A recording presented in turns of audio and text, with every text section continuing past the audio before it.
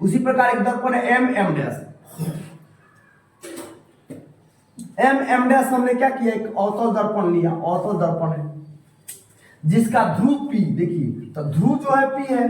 पिछला टॉपिक में बताया गया कि ध्रुव किसे कहते हैं, तो दर्पण के मध्य बिंदु को ध्रुव कहते हैं, जिसका ध्रुव पी है, तथा वक्रता केंद्र सी है। वक्रता केंद्र क्या है, सी है। तब वक्रता केंद्र क्या है, तो मान लीजिए जाओ गोलीय दर्पण है, गोलीय दर्पण के केंद्र और ध्रुव को मिलाने वाली रेखा को वक्रता केंद्र कहते हैं।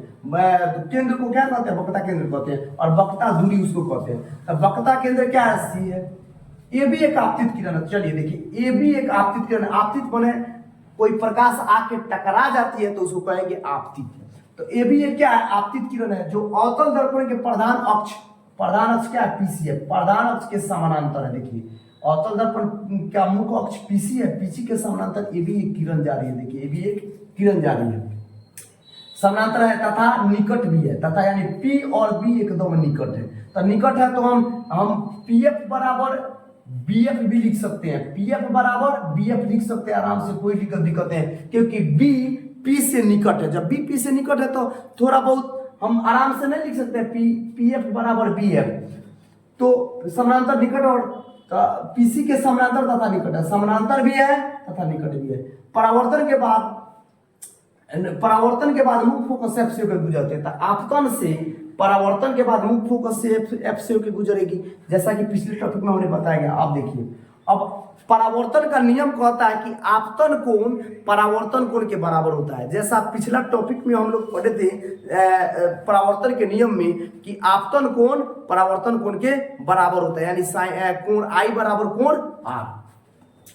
आपतन कोण परावर्तन कोण के बराबर होता है। इसलिए ए बी सी, देखिए यहाँ ध्यान देंगे, जैसे मान लीजिए कोण है, हमने एक रचना कर दिया, रचना का मतलब दोनों को बांट दिया है। तो यह जब कोण टकराती है, जब एक कोण होती है, तो ये दोनों बीच में जब बांटे हैं तो ई कोण के बराबर ही होगा। तो हम आराम से लिख सकते हैं कोण ए बी सी बराबर कोण आई, यानी ए बी सी लिख के देखिए। आप लोग को जब हम ज्योमेट्री पढ़ाएंगे तो उसमें कोण के बारे में डिटेल्स हम चर्चा करेंगे। जैसे मान लीजिए यहाँ पर एक मिनट के लिए ध्यान देंगे, जैसा कि मान लीजिए कि हमको त्रिभुज लिखना है, तो इस कोण एक है, तो कोण एक के बारे में लिखना है, तो इसका नाम दे देते हैं ए बी सी। हम कह सकते हैं बी ए सी, कोण बी ए सी बराबर कोण एक, यानी बी ए सी लिखे चाहे कोण एक लिखे, बात वही है। जो कोण हमको मानना होता है उसको बीच में लिखते हैं, सी ए बी भी लिख सकते हैं, इसका मतलब कोण एक ही होगा। अगर कोण दो लिखना होगा तो ए सी बी चाहे बी सी ए, यानी बीच में सी आया कि नहीं, ए बी सी बराबर कोण दो। तो ए और बी यह बताता है कि किधर से किसके बीच में था, ए और बी के बीच में ना सी, तो वही बात है। ए बी सी बराबर कोण आई और सी बी एफ बराबर क्या है, कोण आर है। देखिए कोण आर है, यानी आपतन कोण परावर्तन कोण के बराबर होता है। तो ई कोण बराबर ई कोण।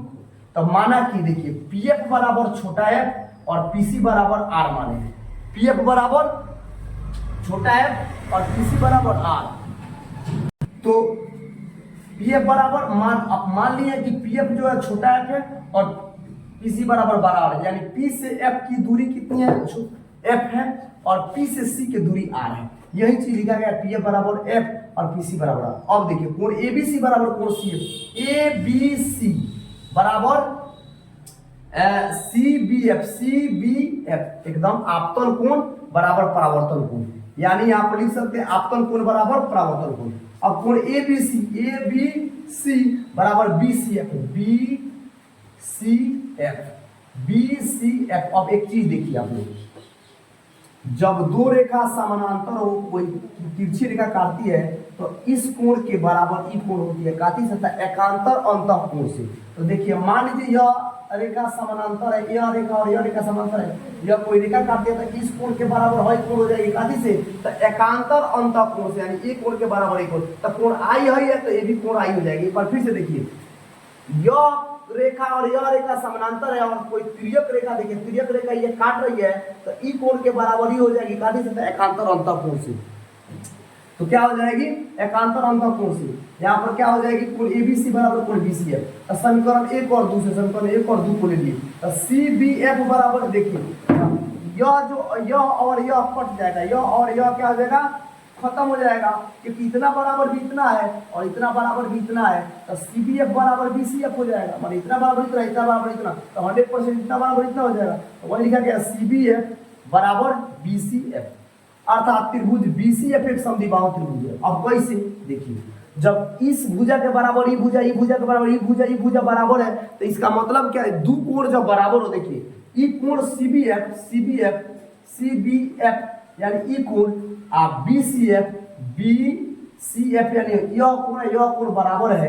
तो यहाँ पर देखिए तो एक त्रिभुज बन रहा है, यहाँ पर त्रिभुज बन रहा है, देखिए ध्यान से त्रिभुज बन रहा है, हई कोण बराबर है। याद रखिएगा, संगत कोण की सम्मुख भुजाएं आपस में बराबर होती है, सम्मुख भुजा संगत किसी त्रिभुज की, यहाँ पर ध्यान देंगे, मान लीजिए त्रिभुज है, अगर इस दोनों कोण बराबर होते हैं तो सम्मुख यानी सामने वाला क्या होता है, सामने वाला भुजा क्या होता है, अपोजिट एंगल इसको बोलते हैं इंग्लिश में, यानी अपोजिट साइड जो है, यानी इस कोण के सामने वाला ई भुजा, इस कोण के सामने वाला ई भुजा, यानी दोनों बराबर होगा। जब दो भुजा बराबर होते हैं, इसके सामने वाला क्या होता है, कोण बराबर होता है। तो जब किसी त्रिभुज की दो कोण बराबर हो तो उसके सम्मुख भुजाएं आपस में बराबर होती है। एक बार और सुनिए, किसी त्रिभुज की अगर दो कोण आपस में बराबर हो तो उसकी सम्मुख भुजाएं आपस में बराबर होती है। तो जब ये दोनों भुजा आपस में बराबर होगी, तब जब किसी त्रिभुज की दो भुजा आपस में बराबर होती है, तो कौन सी त्रिभुज, समद्विबाहु, सम माने बराबर, द्वि माने दो, बाहु माने भुजा, जिसकी दो भुजा आपस में बराबर उसको समद्विबाहु त्रिभुज कहेंगे। तो देखिए समद्विबाहु त्रिभुज है तो ई भुजा के बराबर ई भुजा हो जाएगा। वही एक और दूसरे देखिए, CBF बराबर BCF यानी अर्थात BCF एक समद्विबाहु त्रिभुज है। अब BF बराबर FC हो जाएगा, तो BF बराबर FC, यहाँ पर देखिए इस भुजा के बराबर इस भुजा का अंतर समद्विबाहु त्रिभुज से, जब इस भुज, अब यहाँ पर ध्यान देंगे, B बिंदु P से बहुत निकट है, B जो है बिंदु P से निकट है, यानी BF बराबर अगर FC है तो हम आराम से लिख सकते हैं कि B P से निकट है तो BF बराबर PF, जो कि लिखा गया BF बराबर PF, समीकरण 4 हो गया। अब समीकरण 3 इसको माने, समीकरण 4 इसको माने, तो समीकरण 3 और 4 से PC का मध्य बिंदु है, F जो है PC का क्या है, मध्य बिंदु है, इसलिए PF बराबर, अब देखिए अब PF बराबर क्या हो जाएगा, जब मध्य बिंदु है तो इतना बराबर इतना मध्य बिंदु है, तो आराम से हम लिख सकते हैं PF, देखिए यहाँ से यहाँ तक PF, इसका मध्य बिंदु यानी दुगुना है, तो हम PC बटा 2 लिख सकते हैं। देखिए तो PC बटा 2 लिखे चाहे PF लिखे, बात वही ना हुआ, यानी इतना लिखे चाहे इतना लिखे चाहे इतना बटा 2 लिखे, बात वही हुआ। वही लिखा गया PF बराबर PC बटा 2।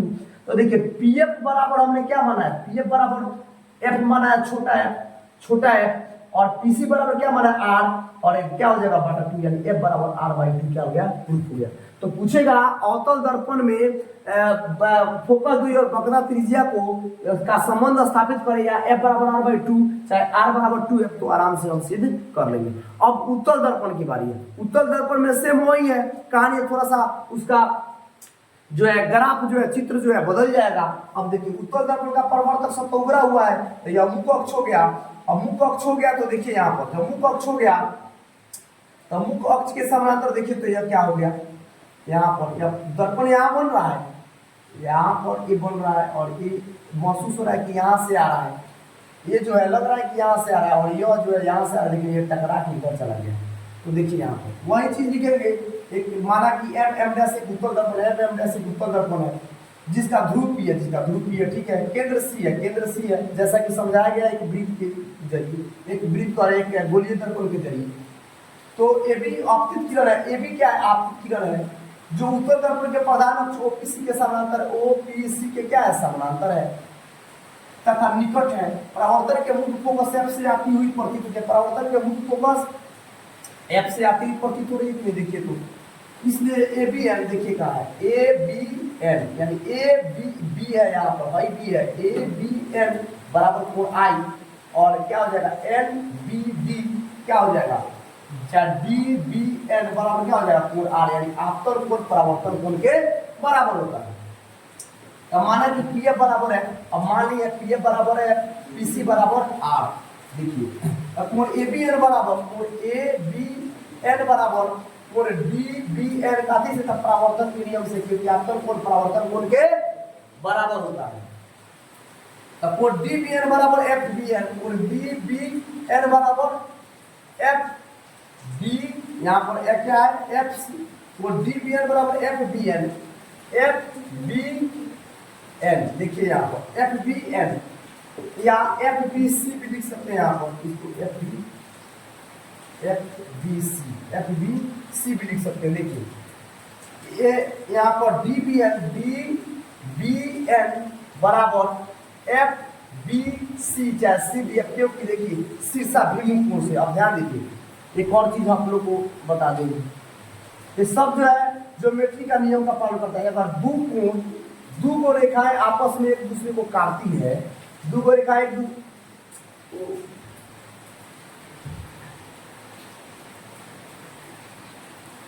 जब दो रेखाएं आपस में एक दूसरे को काटती है तो इस कोण के बराबर इस कोण और इस कोण के बराबर ई कोण होता है। क्या है? इसको बोलते हैं शीर्षाभिमुख कोण, शीर्षाभिमुख कोण। इसलिए ई कोण और ए कोण क्या होगी आपस में बराबर होगी, वही लिखा गया देखिए शीर्षाभिमुख कोण से। अब देखिए ए बी एन बराबर क्या हो जाएगा एफ सी बी, तो ए बी एन बराबर देखिए अब क्या हो जाएगा संगत कोण से। अब देखिए संगत कोण किसे कहते हैं? जब दो रेखा आपस में समानांतर हो, जब दो रेखा समानांतर हो और एक तिर्यक रेखा काटती है तो इस कोण के बराबर यह कोण और इस कोण के बराबर यह कोण हो जाएगा। एक ही ओर के देखिए, एक ही ओर के दो कोण, को बाहर एक भीतर, दो कोण बन रहा है आपस में बराबर होता है काफी से संगत कोण से। जब हम ज्योमेट्री पढ़ाएंगे तो संगत मैथ का तो उसमें संगत कोण, एकांतर कोण, शीर्षाभिमुख कोण, ऋजु कोण, इस सब के बारे में डिटेल्स हम लोग पढ़ेंगे। तो थोड़ा देर के लिए ध्यान दे दीजिए कि एक बार फिर से समझ लीजिए कि जब दो रेखा वो समांतर रेखा तिर्यक रेखा काटती है तो इस कोण के बराबर ही कोण एकांतर अंतर कोण से।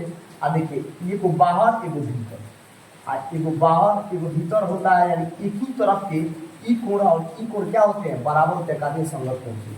अब देखिए और ई कोण एगो बाहर एगो भीतर है, ई कोण के बराबर होता है काफी से संगत कोण से।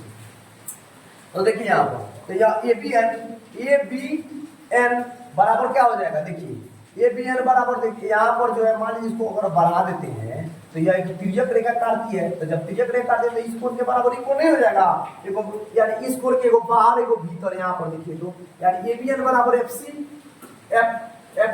बी काटी संगत कोण से।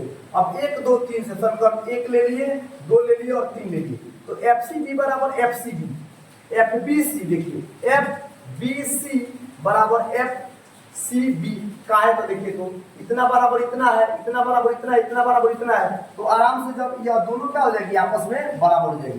त्रिभुज बीसीएफ एक समद्विबाहु त्रिभुज हो जाएगी, यानी ई बराबर है तो त्रिभुज बीसीएफ क्या हो जाएगी समद्विबाहु त्रिभुज हो जाएगी।